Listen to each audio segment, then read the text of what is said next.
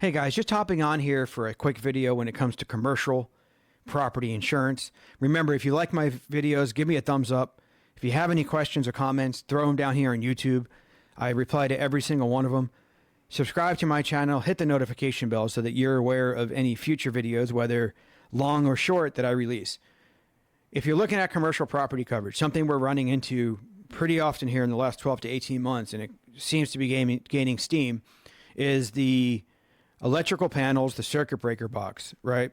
Carriers are going in, whether a preferred carrier or surplus carrier, they're looking at this. And if it's a Zinsco or Murray panel, they are asking for full replacement to continue to cover the commercial property.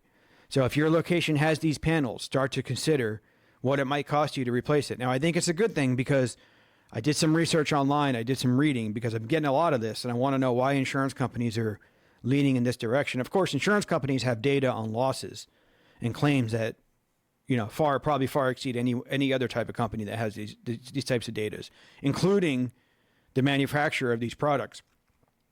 But it does seem that Zinsco and Murray both have had issues with fire. These breakers being malfunctioning or being defective and creating fires, which is scary, right? Because now the whole location could burn down and it could put people at harm, at risk of being injured. But they're asking for these replacements. Now, I did find that there wasn't any recalls on these products. I don't know how that could be. I read as much as I could. I mean, if you're an electrician or if you're in the business and you have some more info for us on this, please let me know, because I'm curious. But I'm having to tell a lot of my clients that you need to make these replacements.